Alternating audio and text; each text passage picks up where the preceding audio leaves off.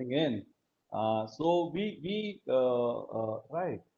So as a part of business agility, we want not just our development teams, we want not just our testing teams, but we want everyone to participate, right? We want our management to participate. We want the marketing team to participate. We want the financial partners, right? We want them to participate. And as I mentioned over here, right, we want our customers to participate. A lot of times, right, people said that, okay, there is a lot of awareness right now in the development teams, right, in the technical teams. We do see that quite rampant. People are doing certification courses. People are learning about it. They are browsing the net. Going through various conferences like these. But are the customers involved? Right? Is every person involved, and does he buy in to this philosophy? Right. So, based on this, when I studied this book, Complex Organizations, Growth, Struggle, and Change from Ron Wostrom, I was really surprised how he anticipated, all the things quite before. Right. So this study, he did in around 1980s, and he did find out, and he has a lot of case studies. If you get a chance, do browse and read his complete paper. So he studied various cultures, and he found that that involves the pattern of thought, emotion and action, right? So these are the three essential things that we see in a culture. All of these, they are involved in shaping the response to the problems that we have and opportunities in front of us. So based on that, right, what we can definitely say is that an organization culture is patterned in such a way, that how the organization responds to its challenges. We are in a challenging situation right now, right? Definitely, we see the need for change, right? And everyone is wondering that how to bring about the change. So some of these challenges are explicit, right? And some of them are implicit. So right now, as we see, there is a crisis. That's an explicit challenge that we are facing, and we have to see how the organizations evolve from that. Apart from that, right, we see existential crisis. We see crisis from the competition. Many a times we see changes from the government.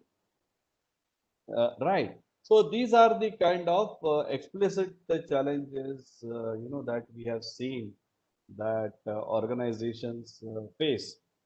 And right, there are some implicit challenges, right, wherein we have some opportunity and we want to grab them.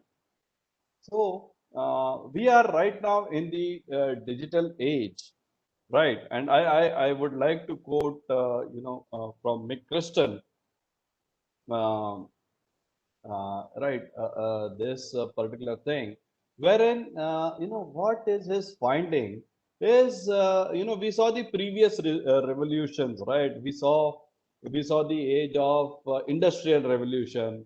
We saw the age of, steel. We saw the age of oil and gas. We saw the we saw the age of steel, right? We have developed a kind of an organization structure.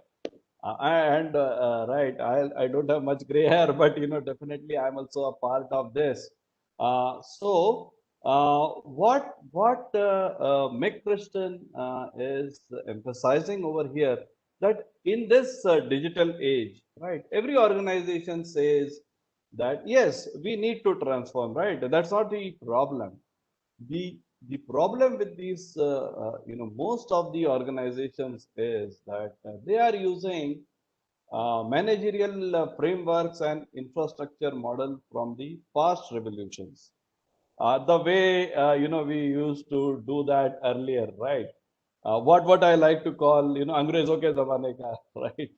So people have not yet come out of that Angrez mentality, right?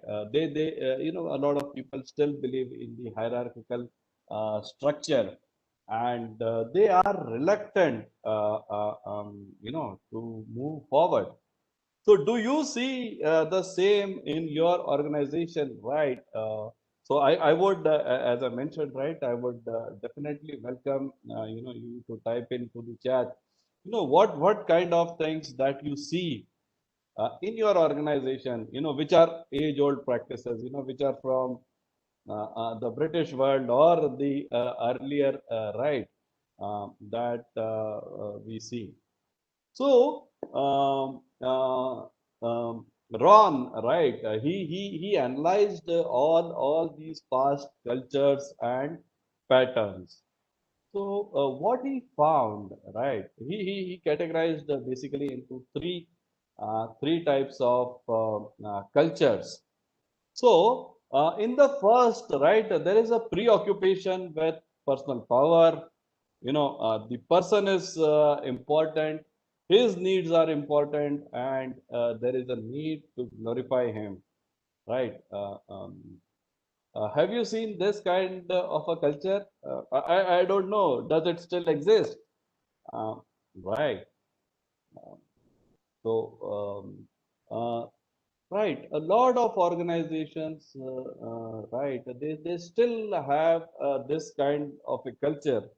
And, then as an agile coach, I get to interact with a lot of these kind of organizations, and they tell me that agility is not really working for us. Right. We did Scrum at a team level. We implemented Kanban. We did some scaling mechanisms. We tried Safe, we tried Spotify, we tried various frameworks. But the team doesn't speak up. The team doesn't speak up.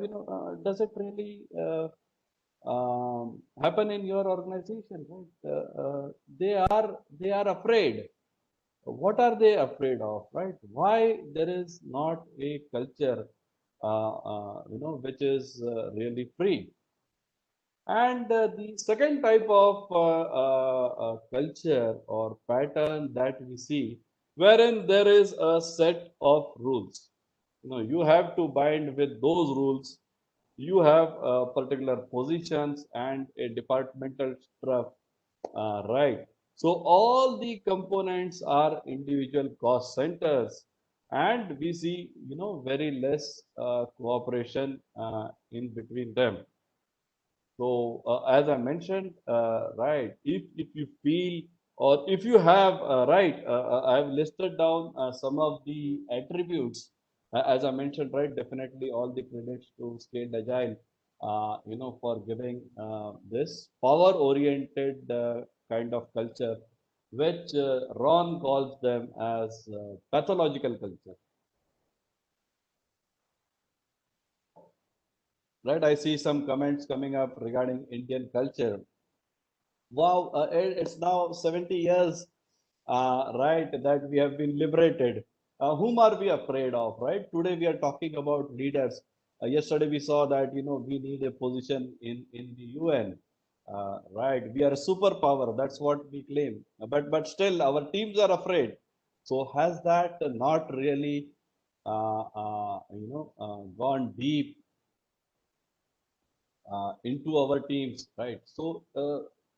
What really happens, right, as I mentioned in the pathological culture, there is low cooperation, right, because the person who has the power and who needs to be glorified, right, then no one can stand over there.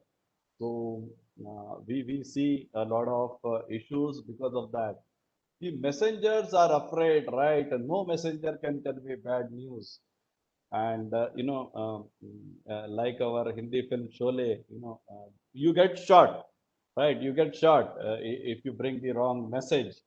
I know, right? Right now also we have seen a lot of instances, extreme instances, wherein someone raised his voice and was completely shattered.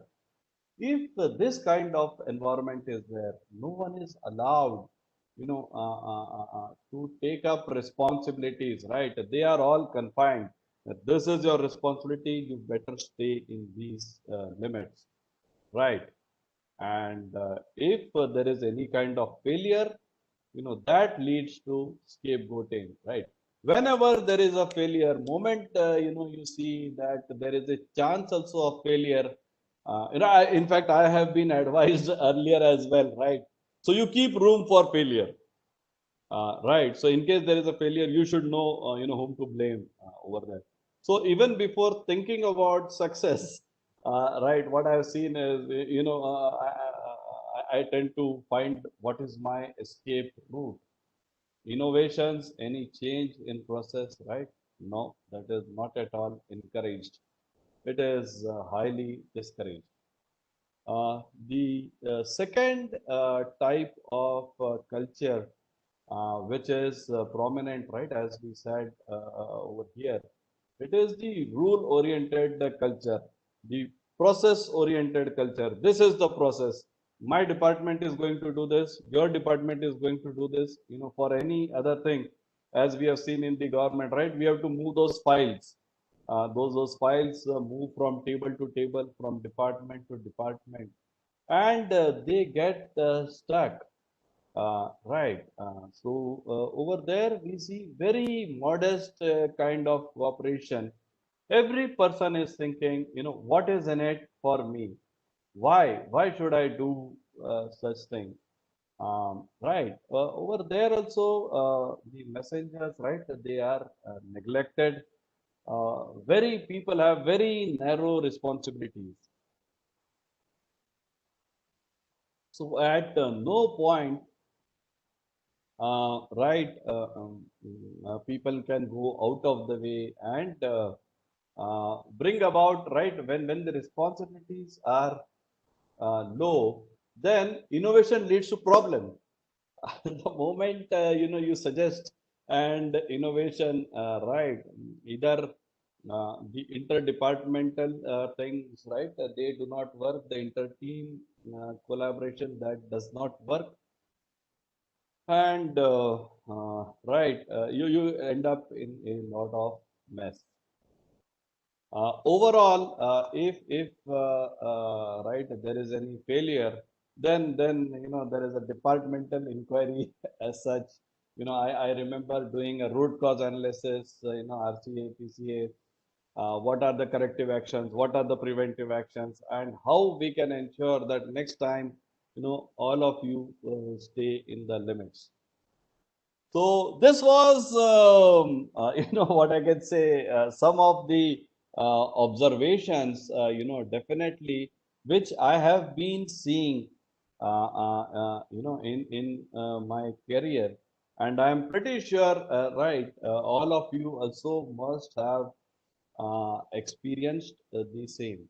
So, right, that leads us to the question, how are we going to survive in this digital age?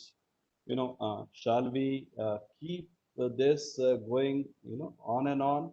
Is this the way to move forward? And as I mentioned, right, I felt that this was the most appropriate forum, where we could address this topic, right?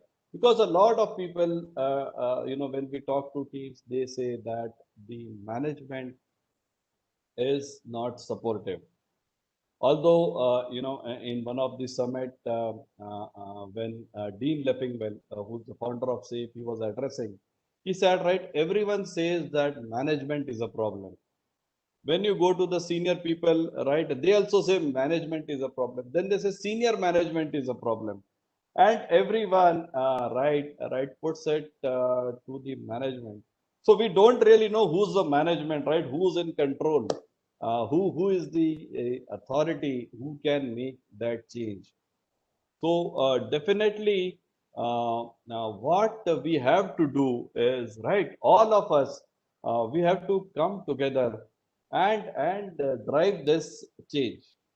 So we will, quickly have a look at the types of information, the topology of the information flow. So again, this slide I have borrowed from Ron and his work, right? So the very first attitude is of suppression, right, wherein harming or stopping the person from bringing any kind of anomaly to light. As we discussed earlier, shooting the messenger, right? So any kind of wrong information comes, just suppress it. Have you seen encapsulation? Right. You isolate the messenger to that extent and pressurize. Right. There is a tendency to pressurize him so that that message itself is not heard. Right. A lot of people say that we want to put the message in context, right? What does that really mean? That really is handling the public relations, right? So not everyone is allowed to speak, and whatever someone wants to speak, we bring it in front of everyone, but in such a way that the impact is minimized. So we see that, right? Unfortunately, we are seeing that day in and day out over here, that all the messages which are coming, they are coming in context, right? No, no, everyone is not allowed to speak, but the message is given in a subtle way so that the impact can be minimized. So those people who do that, right, they really know that the impact of this is huge, but they do not want this message to come out. Then, right, there are two types of fixes that we try to apply. One is the local fix and one is the global fix. Right, of course,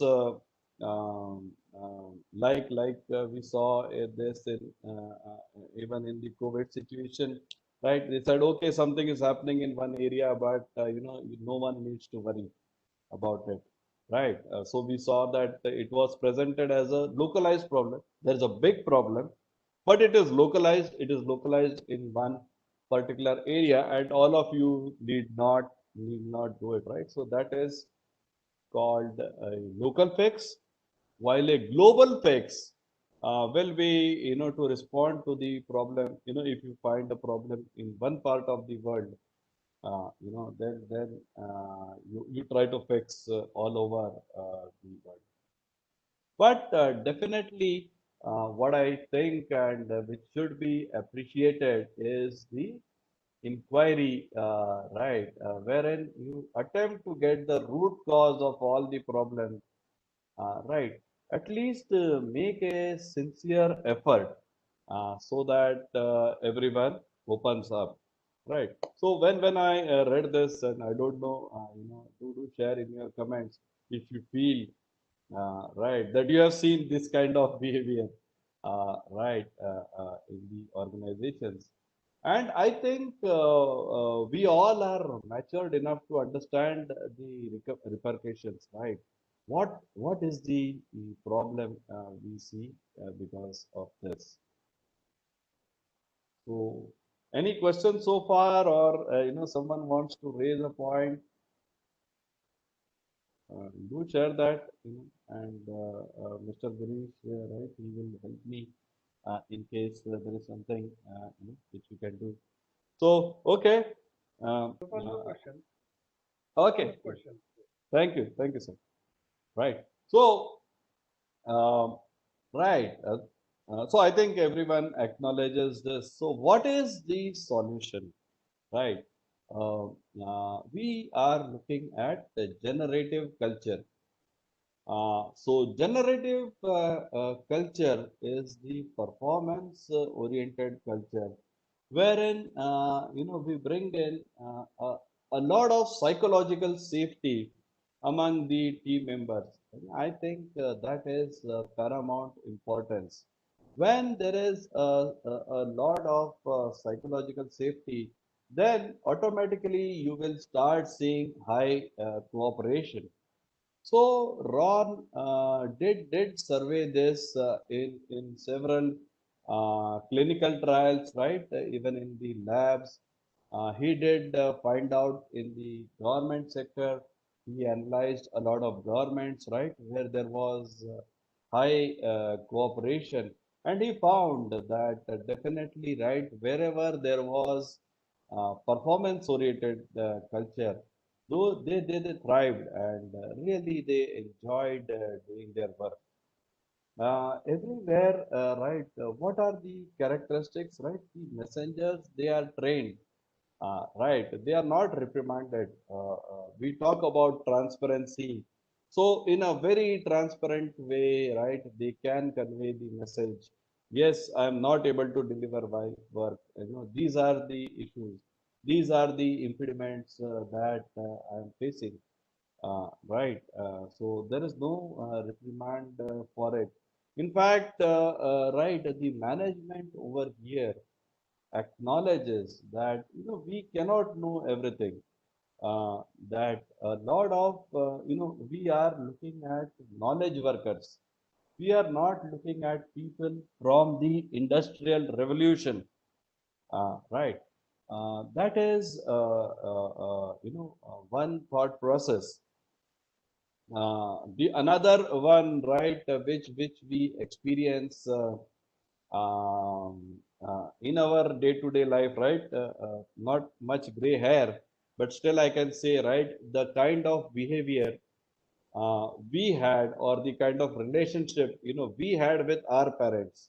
Is it the same with our children? No, right. Were we able to question our, say, grandparents? Not at that time. But is it the same with the millennia? Will you apply those same rules, which were there in the 50s, in the 60s, to these millennia kids? Do try it at your own risk. But I know it doesn't work. It doesn't work, right? So unfortunately, our generation is at a beating. It is switched in between, wherein we had to hear from our grandparents and parents, and now we have to hear from our kids, right? So entirely new generation, same work culture, right? We say the work culture of this millennia is really, really different. So a lot of people, who come from the command and control, right? I also was like that. They feel that if we give freedom to the people, what is that going to happen? No, right? I don't think. And anyway, we will have to um, um, accommodate and definitely bear with us with them. So the responsibilities are shared, right? And we encourage a lot of collaboration in between teams. Anytime there is a failure, it would lead to improvement. A very good example we saw, right, during the launch of Vikram, right? We saw that no one was reprimanded, right? In fact, our PM lauded the efforts, and we saw, right, the way he had and encouraged the team that okay, if there is one failure, right, or any miscalculation, right, we cannot junk this whole theory. Next time, we have to improve, and then we see right one more quote I have from Jeff Bezos, from Amazon, wherein right we should encourage experimentation. We should encourage experimentation with the teams. And what he says is, if you are expecting that the end result of the experimentation should be a success, then it is not an experiment. Then it is a set procedure. So you should put money on the table and forget that. You should not expect an outcome. So if organizations are able to encourage such kind of experiments, right? One odd experiment will definitely succeed. And this quote, right? It is from Jeff Ross, right? You see the success of organization. So I saw, right, Priya mentioning, what are the tips, right? So a generative culture requires, right, it puts alignment, at the forefront, awareness and empowerment. We have to empower our people to take decisions. The decision making paradigm, right? It should be decentralized. It should go to the local team members, and we should be there, as coaches, as guides, to help them. Okay, not be suggestive, right? That I have got a proven technique which has been working from past 20 years. So, do not question me. No, no, that's not the approach. When you empower people, right, you look at what they are coming up with. And of course, right, all of us see that this millennia generation, right, is galloping ahead. The kind of percentages, right now the kids are getting, I never saw that, right? I don't know. I was maybe an average student, wherein, right, 60-70% was, my target, right? And like first division, was like 75%, I think 70% was like first division honors. Now you tell me which kid is getting 75% today. Everyone are getting like 99.93. Right. So when you empower these people, they will definitely clear wonders. But for that, what do we have to do? We have to replace suspicion, isolation, and passivity. Right. So these are the things, right, we should replace. And of course, right, I mentioned uh, the things which work. Overall, the culture should be of, a conscious inquiry, uh, trying to fix the fundamentals, and improve the system fundamentally, right, rather than looking at quick fix. So this is how, right, we can move our organization towards the generic culture.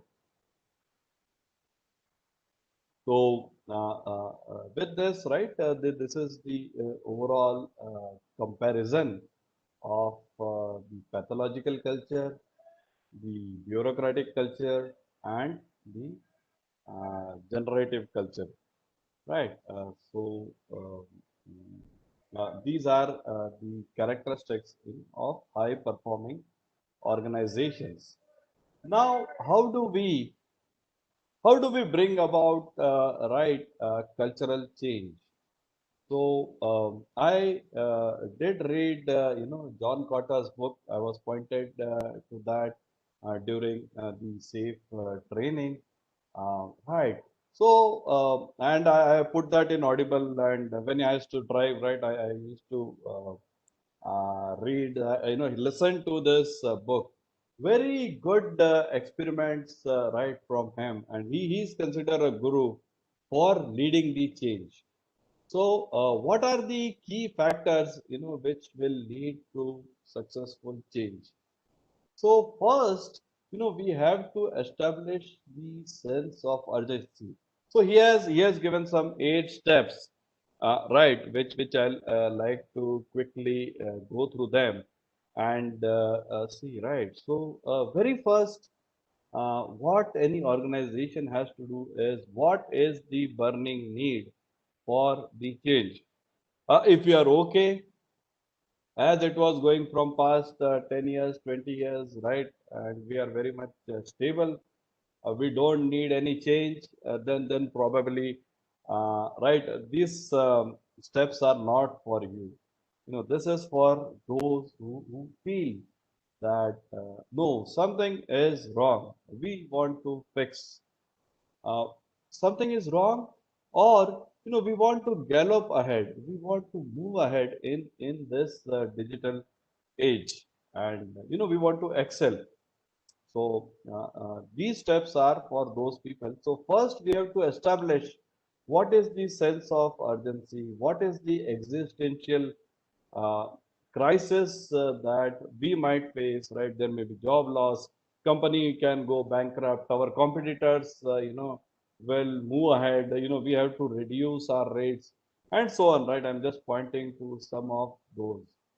And when this is established, then, right, John mentions that one single person, he cannot go alone with this agenda. You need a party, you need a coalition party, right? Now, we do see a lot of importance of coalition partners. Right. So we need to create a powerful and a guiding coalition to get along with us.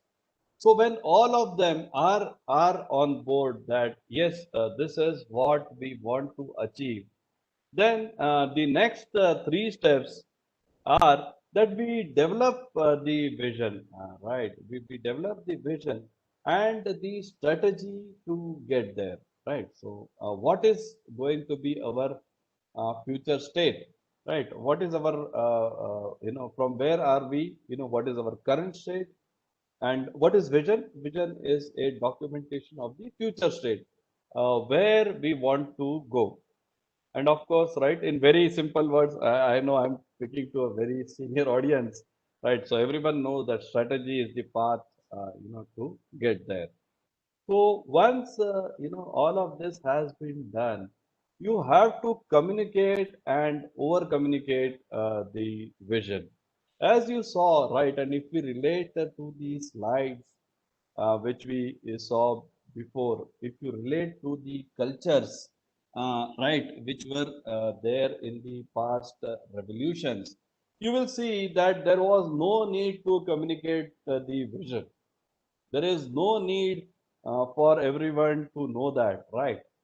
And the most important, right, as we discussed, is empowering the employees, getting to know of their view, accommodating them, and making the empowering them for this broad-based action. So that is a very crucial step, wherein unless and until they have confidence that this works and it is not going to have repercussions, that is where they will start making and looking at changes. Then the next step, which is suggested by John Carter, is you generate short-term wins.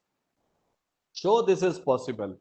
Try to take the easiest projects, easiest people, enthusiastic people, who are really going to come forward and take this.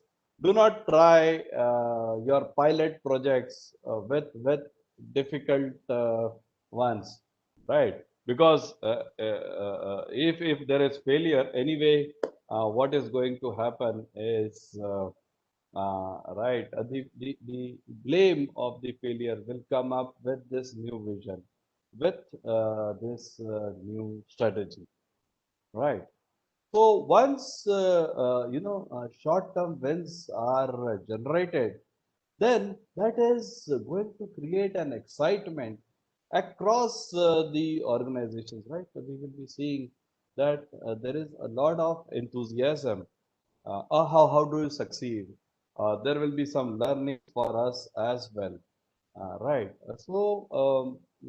This will create the appropriate environment wherein you can consolidate this and get more wins, right? Then you get more teams, um, and each of the team, right, learning from their implementations, and overall, right, this anchors this new approach in the culture. So yeah, what do you feel of these steps? Have you seen organizations who are already doing this, or I like to pause a moment over here and try to see right, whether someone has tried this approach.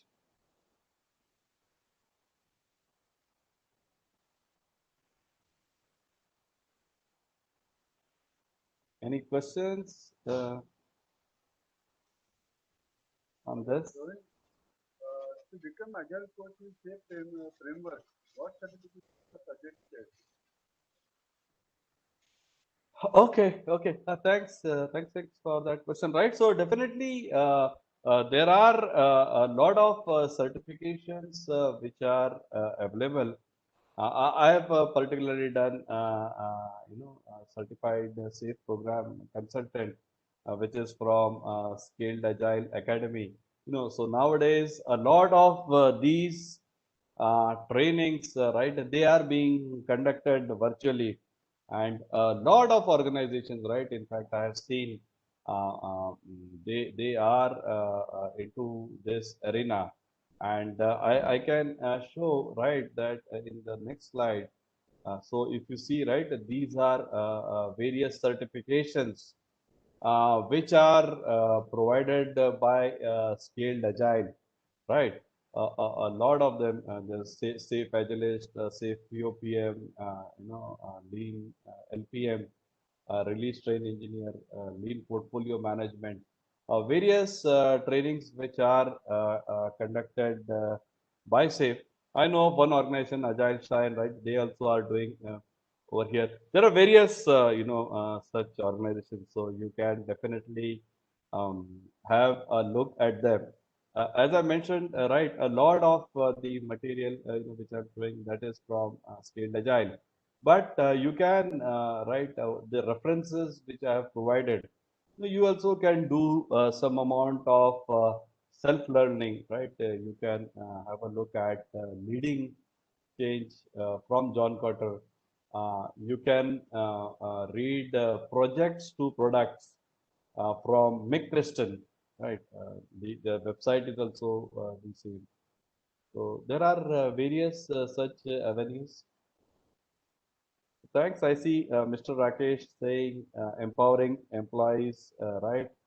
Good way. Thank you. Thanks, Mr. Anil. And uh, yeah, what's the question from Mr. Arun?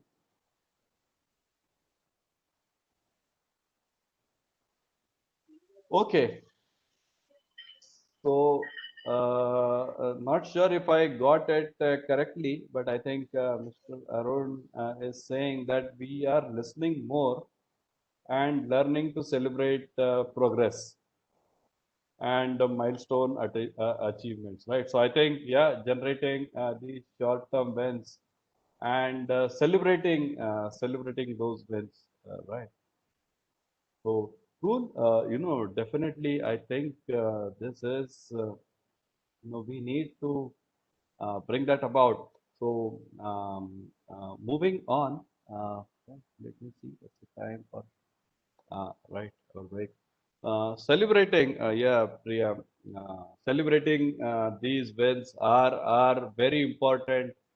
Putting a pat on the back, for the team, for those who have followed, rewarding them as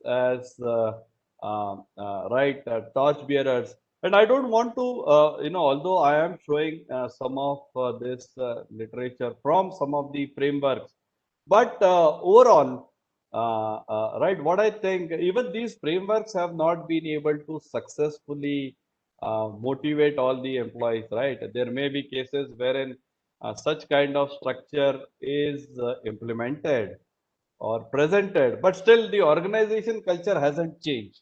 So my ask and my urge to this PM community is that please try to imbibe that into the culture.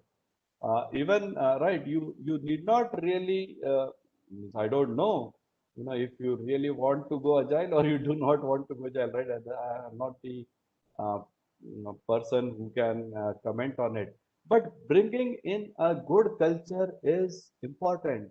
A generative culture, a forward-looking culture. It is, and the sooner you get over there, right? The sooner you get there, the better. Right. You will definitely have motivated employees engaged over here. So with this right short kind of exercise, you can say, or an action plan for yourself, right?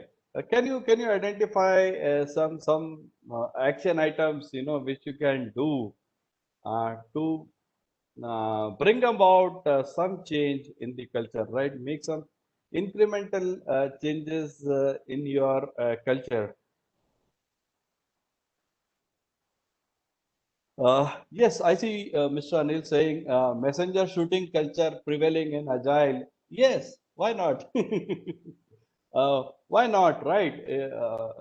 As someone mentioned, right, we have the mentality, even though we have what I was trying to say is, though we are following some of the agile frameworks. We are asking, to be transparent. But I have seen, right, when you talk to the teams, you will see that they hide their facts even the daily standard. If they are not able to complete, right, any of the stories, now I'm going at the team level. Do they really come back and say, no, this is not possible? I have not seen that, right? As someone mentioned, right, maybe do we ask the right questions, right? Are we active in asking the questions whenever a task is assigned to us? Um, no, right. Many a times, right, when we are having discussions with our client, I see the team is mum. It is completely silent. They are fearful of something. So, um, so I think you are mentioning to agile culture. Well, agile is not a culture. It's more a system, a framework, a process. Right. However you want to do over there, these things are encouraged. But what I feel is the onus is on the senior people to create the psychological safety within the teams that you will not be reprimanded. Many times when we talk to the clients, they say, I may be wrong, but this is my opinion. And they're quick to accept, okay, okay, oh, maybe I thought from another angle. Right. So yeah. So maybe Mr. Sunil, sorry, Mr. Girish, you want to read that, right? And mm, or if required, right? I think it's 11 o'clock already, so we have 10 minutes for questions. If we can have a discussion, maybe starting with Mr. Anil, he can unmute himself and we can hear his views. Similarly, others can please let Mr. Girish know that they want to talk, so we can have an open round, at least for 10 minutes.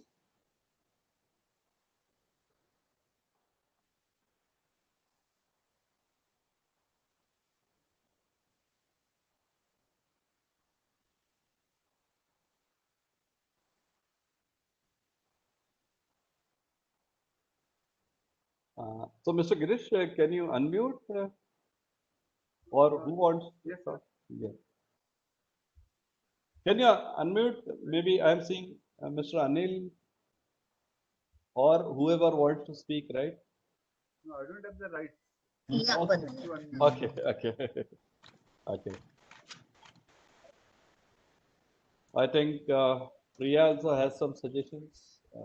So, sure.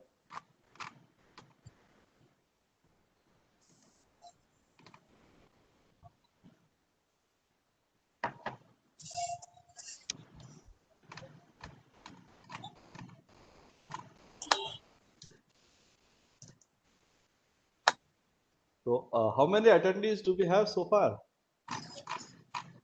47. Oh, wow. That's really good. Yeah, sure. Right.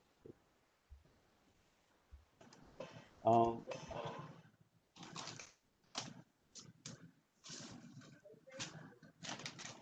so, please hold on. And in the meanwhile, right, as I mentioned, now it's interactive.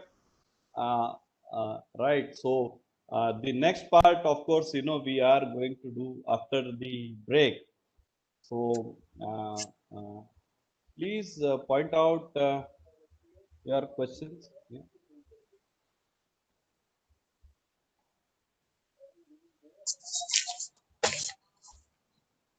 Any recommendation on safe certification and any partner? Okay. Think a lot of interest on certifications. Right. So you can definitely go to Scaled Agile website, and as I mentioned, right, I'm aware of Agile Shine. You can go to agileshine.com. Anand Raj Murthy is holding, right, Galdwell. So these guys, they are gold partners with SAFe.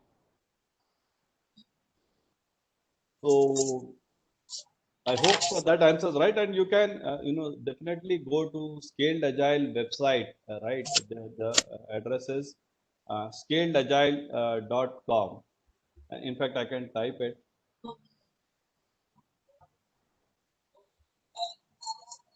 Right. So a question from Mr. Krishnan, right? He's saying regulated business. Can we have an agile culture?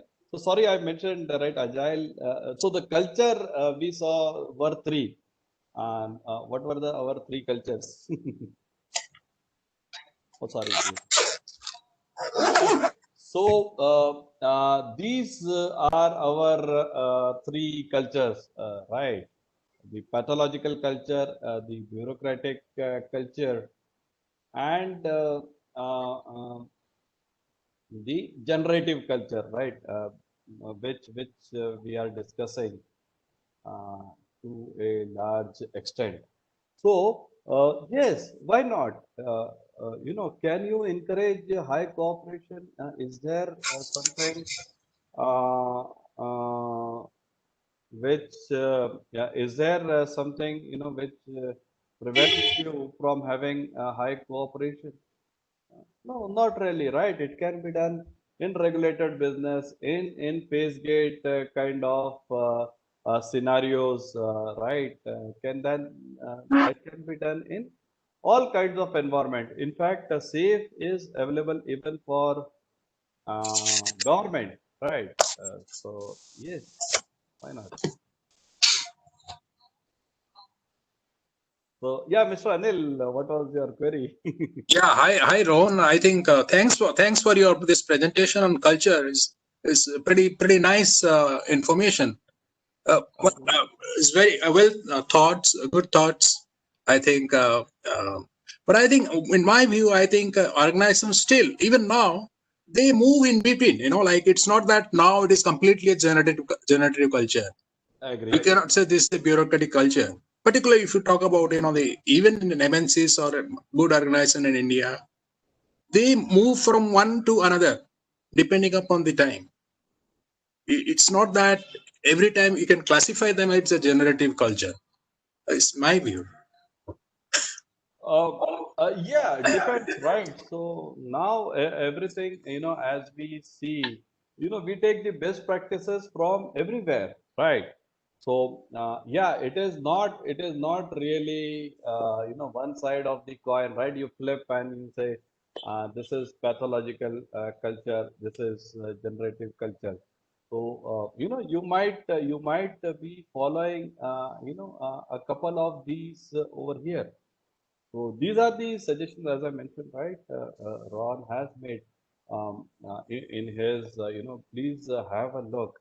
But overall, and I think you mentioned right a lot about you mentioned about the performance appraisal. Yes, yes, yes, yes. So what's your query around it, right? What do you No, feel? the query is basically we talk about agile, but as long as you are stacking people every year at the end of your stacking, then that doesn't create the real generative culture. There won't be any messenger. If you speak out, I will stack you as three. If those things are still prevailing in any organizations. I'm not talking about only Indian. Yes, yes. They are quite rampant and So how to change agile. that? Yeah, How agile. Yes, yes, yes. So have you heard about 360-degree appraisals, right? I think that is taking a lot of prominence nowadays, right? Wherein the team with whom you're working, again, right, it's very premature. We have not reached to that yes, stage. But I have seen, wherein 360-degree appraisal happens, your team members rate you. yes, And right, agile, right, in one of the agile forums, I have heard that in their team, they tell that the bonus, right, a part of the bonus is decided by the team. So yeah, if I'm not cooperative with a team member, if I'm trying to be an individual hero, if I think that I'll be in isolation, I'm not being transparent, I will complete my work and then say, the problem is because of your work. Then you get a chance to hit me during my bonus. absolutely. So yeah, these kind of things have already started in one of the client. I cannot name any of the clients, right? But I have seen over there, right, when I went for interview as an agile coach, 10 people were sitting. All the team members, they interviewed me. Is this person fit to be in our team? Is this person, really going to fit in our culture? All right. Yes, So it's yeah, not about the knowledge that a person has, right?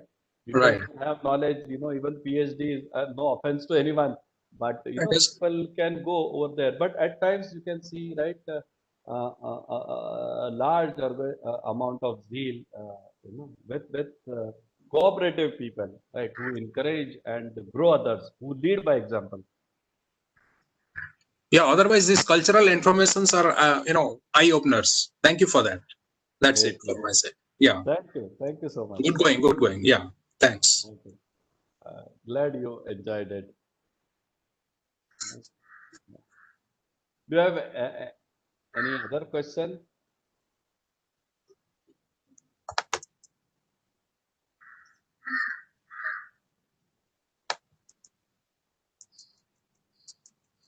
I think it's yeah, 11:10 already, right, Mr. Girish? Yeah. So, Mr. Rohan, you want to take a break right now? Yeah, sure. Uh, Okay, okay. In that case, we break for and it's 11:10. So I expect people will start by 11:20. Is that fine, Mr. Rohan? yeah, sure. Right. Yeah, Thanks. yeah. In the meanwhile, Uh, right? Yeah, people, when we start, right? If people have any other questions, right? So they can sure, do sure. that. Um, they can Yeah, they also, can just put it in the chat window. yeah. So we'll do a bit rethinking on whatever we saw till now, and then move on to Yes. the customer end, right? So till now we were talking internal to our organization. The next part we will see, how to deal the same with our clients, with our customers. Thank you. Okay. Okay. Thanks. Thanks. So we take a break for and we'll done by 11:20.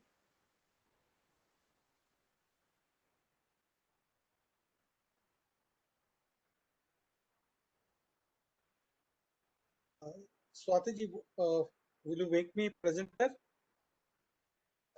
Yeah, 1 minute.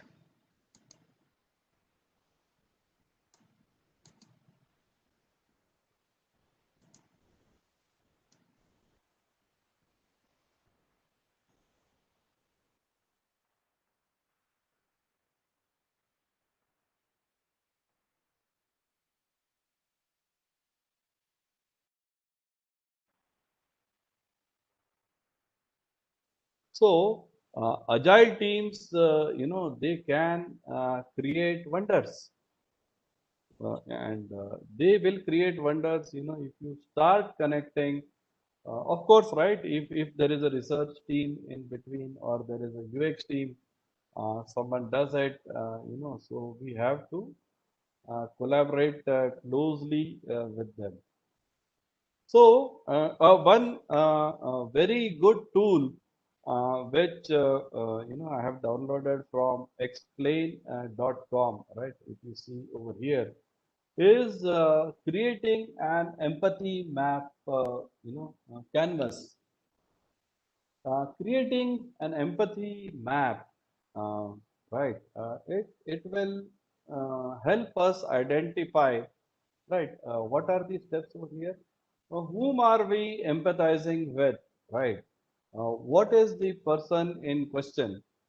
What is their role in situation?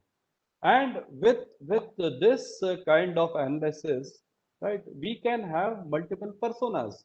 We can have, suppose if we are taking the bank kind of situation, at one end, we can create personas for the our end users, right, who are going to use the software. We can create personas for the marketing executives. Right. Our marketing executives are going to use the software. Then, we can create personas of the legal people. What are our, legal people thinking? What are their pains? I was, working for a project in Australia, wherein we were doing something for the utilities. And when we were doing all these requirements, right, I requested that I want to meet the end user, who was, in very layman terms, the plumber, right? So plumbers were supposed to use that software. I requested for a meeting with him, and trying to directly understand from him, what I tried to understand is, what are his pains and what are his gains, right? So a lot of analysis, which I feel was being done in a bureaucratic way, it ignored all of it, right? A very good example is that, we had planned a 2 month training for them. Once we developed the mobile application, we had said that first we will do a 2 month training for them, and then we were planning to release the software. Now, the gain, what we got over here is when I spoke to the end user, he said, "What is this plan? Why do you need 2 months? If I get a mobile application, I can get it up in 2 days. I don't need, more than 2 days training." In fact, he said, right, I don't need any training. You just tell me, or what are the new features. I know how to use a mobile. So this is how, right, when you talk to your end customers, it creates, it gives you a very different perspective. And the good news in the project was, right, we did away with that, and we were able to release 2 months before. The need for all the getting all the customers into one location, getting all the plumbers, all the associates in various departments, coming to a central location and doing batch wise training and all that exercise, a lot of cost was avoided. Right, we gave them in premise some amount of training as to these are the new features, and they were able to do that, right? So these are how miracles will happen. And that was one of the experience I thought was worthwhile sharing, right? So we with that, right, we need to know what do the our customers do, right, and what we can do differently. So all of this, right, requires experimentation. So that is why I had quoted, this may go right, this may go wrong. But if you have the risk-taking capability, right, the organization culture allows the risk-taking capability, then only we can go ahead. So we need to understand, right? If you see from this eye, what is that our customers are seeing? What are they saying? Right? What are they saying about our products, about the different products, right? So these are some of what do they hear, and we saw what is going on in their mind. So this is how we can do empathy mapping. I have seen that as a very good tool. So we'll like to pause for a minute and see if this is making sense.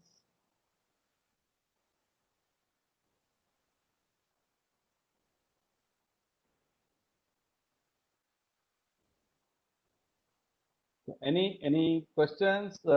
Is someone really using it? I believe Mr. Makaran said, right? So if he could give a quick perspective, right, how they are using it, I'll really appreciate, so that it becomes, right, it's not theoretical, it is practical.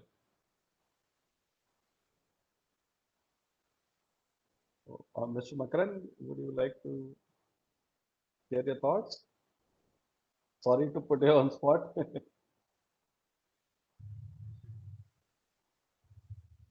Rohan, there is one question. Leader is said to be a test while handling unexpected behavior. What is your say on it? Sorry, I didn't follow the question. Leader is said to be a test while handling unexpected behavior. What is your say on it? What do you want to say on it? Reader is a sorry, I Said to didn't. be, leader is said to be a test. The leaders are always tested while handling unexpected behavior. So what do you want to say on it? Yeah, we have to, means what I think is, if it is a good culture, right? So the entire team has to be held responsible, right? I don't think nowadays, right, a particular person can be put on spot. And my personal view regarding this kind of situation is, whenever you put excessive pressure even on a leader, right, then he crumbles, and all that scapegoating happens, right? That if my team is not good, but if we have collaborative leadership, then right, what I feel is definitely everyone can excel together, right, without putting the onus on someone. The job of the leader is, in my opinion, people can have different opinion, is first to lead the change, right? As we saw from the John Cotter's principle. And the second is to lead by example. So people should be able to see that authenticity. People should be able to see your learning skills. People should be able to see that you are developing the team, right? With that, they should get inspired and work for you. This is my opinion, right? I don't know if I got the question correct, but yeah, these are some of my views. Maybe whoever asked that, right? If they have other opinions, they can let me know. Empathy map is taken from which site? Sorry, your voice is a bit low. So the empathy map is taken from Uh-huh. which site? It is taken from which site? Yeah, this is from explain.com. Okay. Yeah, so you can search for empathy maps template, and this one is from explain.com. Sorry, and you have one copy over here also, right? Gamestorming.com slash empathy map.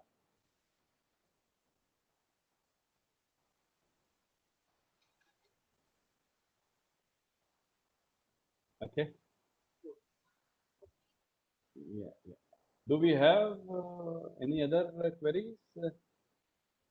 No, Okay. no question. Uh-huh.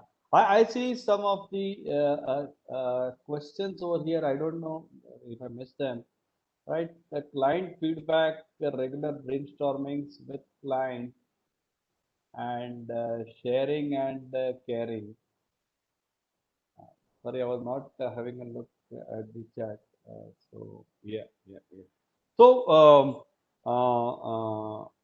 right. Once I believe if it is from the empathy map, right? These questions are from the empathy map. So when we get so close to the clients, right, we start understanding them a lot, you know. So brainstorming, right, definitely we can do. And as I mentioned, right, marketing research team and particularly the UX teams, right, they are known to work a lot more on the empathy maps. And we'll see the next also, right, which we saw the journey map, right? What is user's journey, sorry. So these are some of the things. Okay, if no further questions, we will maybe move on.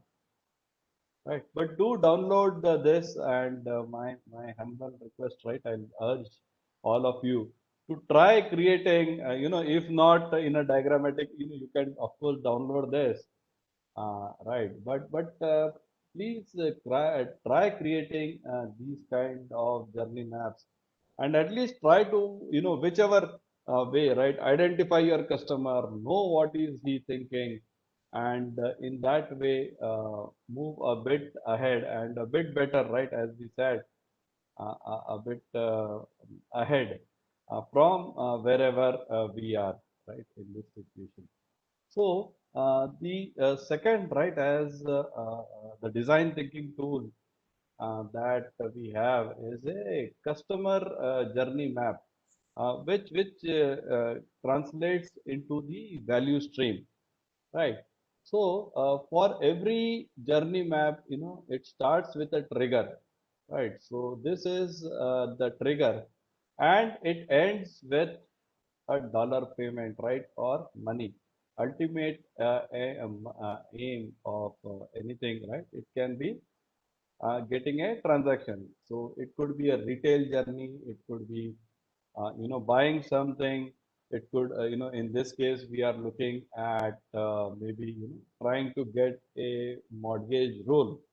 So over here, right, whatever persona we have, right, we keep that persona in center, and uh, uh, we see, right, what is this persona's journey. Then we have other personas, right?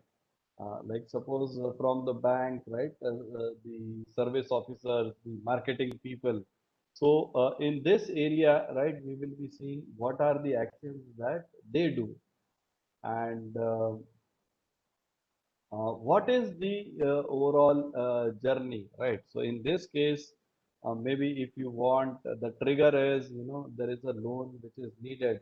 You try to attract the customers, then you get a quick rate quote on them.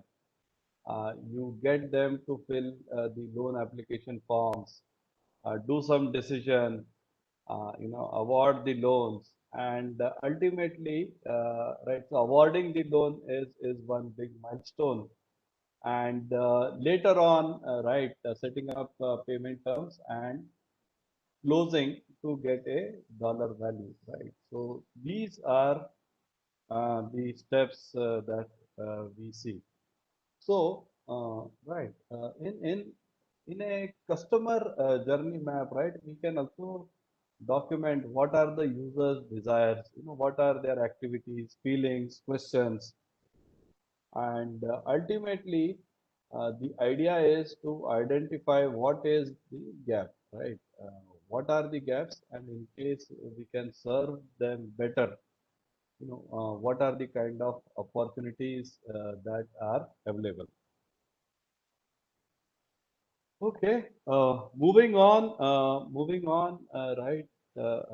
There is an article, right, in the Harvard Review. If you have a look over here, right, how to build differential products, right?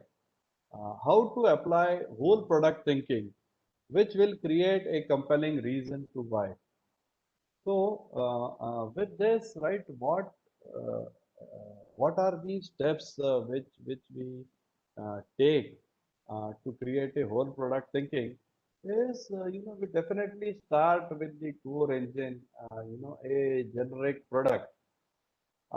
Recently, if all of you are aware, right, there was a lot of need for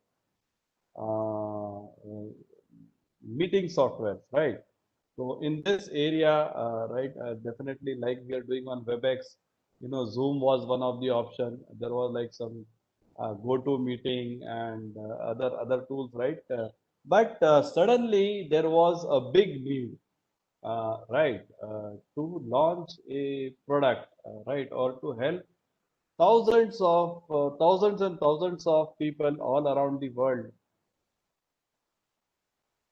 to come up with uh, a good software for interacting, right?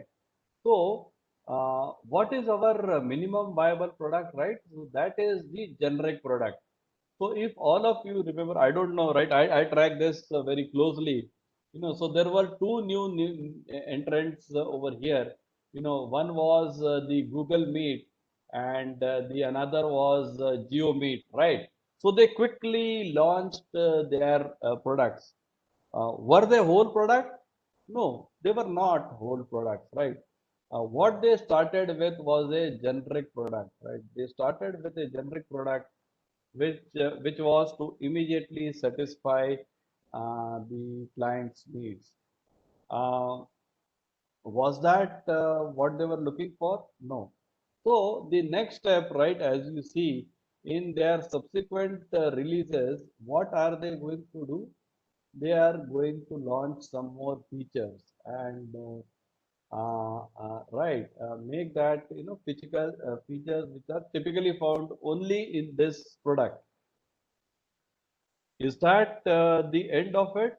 No, of course not, right? Then they will have to analyze the competition and build the features, which are going to differentiate this product from their competitors.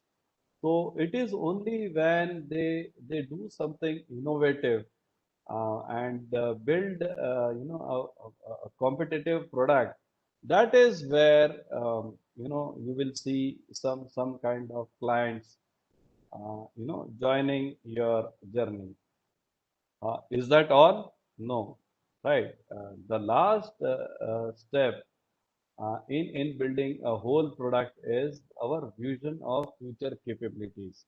So, the team has to think about more innovative ways and build more features and capabilities, which are going to keep our customers binded.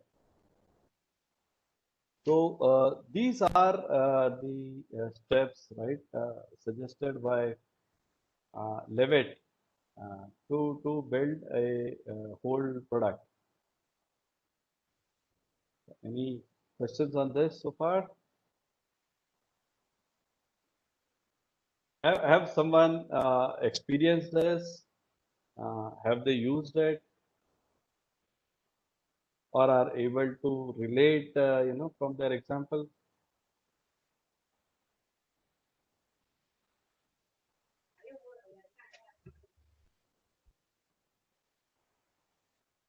Yeah, so was there a question? Super good question. Okay, sure. Good. So, I think, right. So, these are, so overall, when helping the customers, right, we can summarize that these are the three design thinking tools. There are many, right? There are many, but when you have a good generative culture, or maybe even if a hybrid, right, or you want to excel in the fields of getting to know your customers, right? So I feel that these are the tools that will definitely help, right? So yeah, I think that is pretty much it, right, which I wanted to cover. I like to end it with Deming's quote, right, wherein he suggests that it is not enough that management commit themselves to quality and productivity, right? They must know what it is, and they must do that. So, yeah, Deming suggests, right, such kind of responsibility cannot be delegated, and that is what I also feel with respect to this community, right? That everyone should take the onus on themselves. That we want to bring about, a positive change in our culture. So with that, right, signing off. These are my coordinates, right? You can find me on LinkedIn.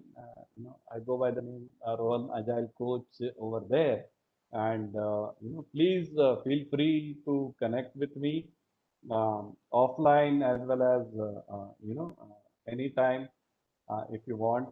And thanks a lot for joining. What I'll request, it has been a very good pleasure to interact with all of you, and with a highly learned audience. So we can take up, if there are some questions. Yes, we have some 10 minutes for questions. So we can have some question answers. If anyone has any queries.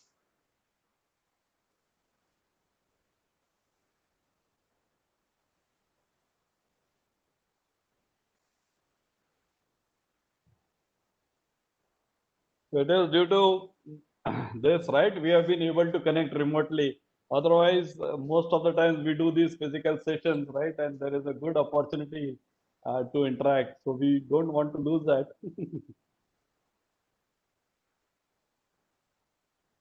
Okay.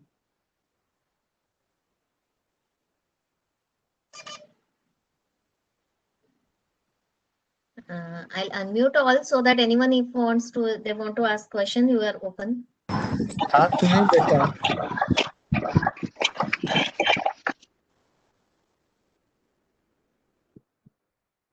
there was a lot of disturbance. So please raise hand whoever, or write in chat, then we will unmute one by one.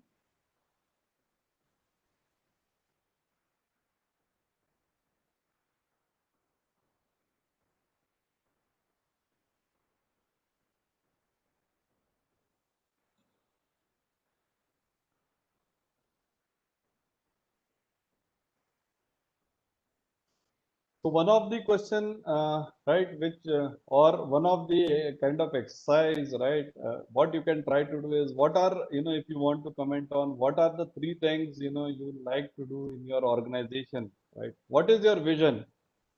So yeah, let's forget about, what Ron is, what Ron wrote in his paper or what Scaled Agile is suggesting, or what is in general the agile culture. What do you think about your organization, right? Where would you like to see them, right? And any action point you can take, even if you are able to take one or two action points from this discussion, that would be a success.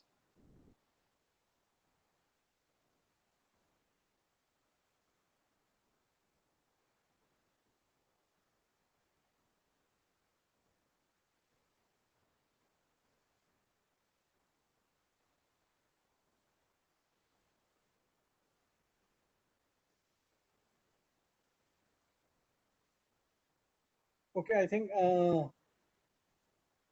there are no more questions coming up. So we can move on to a vote of thanks as well as providing you a certificate as a token of our appreciation. I would invite Mr. Bharat Bhagat to say a vote of thanks as well as present certificate of appreciation for spending your time and sharing your valuable experience with us. First of all, I will ask Swati to make me presenter so that I can share that certificate which will be sent to you by email. Yeah, 1 minute.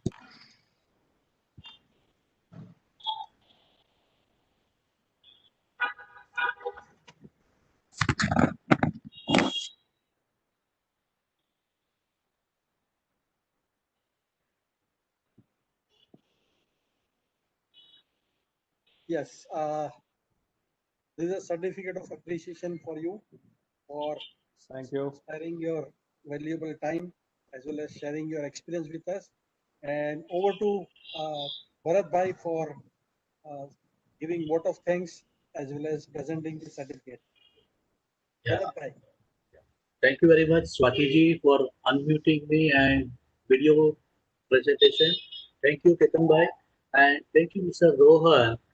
It was a wonderful session with a lot of insights. With just 20 slides, we have within, I think, too much of content where we have to assimilate a lot of things.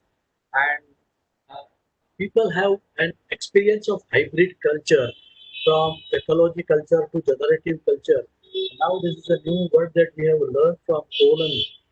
And then I think today there are a lot of flavors of agile also. You have a skilled agile, we have a disciplined agile, and there are so many agiles. I mean, there is another one that British people have developed in their way. I just missed the word that one. So we feel that agile is going to stay for a long term, right from the old age of the waterfall model to iterative model to now agile model, which is a totally different learning experience, and then developing the culture in an organization with the generative culture. It's not that simple, and I understand people have to develop a vision and strategy that you have mentioned very clearly, and then we have to delegate these visions and transfer the vision to the people to go ahead. At this stage, I may feel one thing: people have their own objective, people have their personal objective. At the same time, they have to align with organizational objective. People have their own vision and they have to align with the organizational vision as well. And that is how I think generative culture will evolve over and stabilize over a period of time. And that is a new fundamental that we have. First time I'm opening the seas in my career here. So thank you very much, Mr. Rohan. Let us, I mean, definitely we'll be in touch with you. And it's a wonderful session from your side, staying from your Pune. It's a, I should really say that thank you very much. I thought that people are afraid of this listening the word agile, because your introduction started with agile coach. But then that is why I feel that there are about 20 to 30 people have afraid to skip away from the session, but then they will be feeling repented when you are not touching anything from the agile, but you are talking of the cultural evolution of the organization with the generative culture.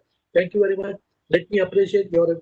Please accept the certification of Kokana Love and Respect from Mumbai chapter, and let's fix when we will be in there Pune next year. Definitely, this is the time gap that we are in a lockdown session, but this lockdown session has given us a opportunity to meet across the globe, and we are here, and Pune is just like our neighbor, so we will definitely meet each other. Thank you very much.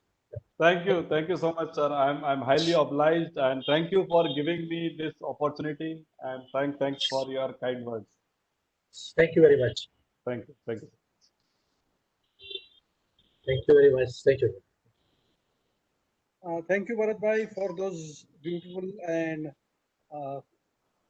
words. And with your guidance, we are able to progress and do all the sessions properly. Invite a lot of speakers. And now some announcements for our attendees. As usual, we are going to send you link for providing the feedback. Please provide us feedback about the session, which help us to improve. And also next on 11th of October. Next PM forum will be on 11th October.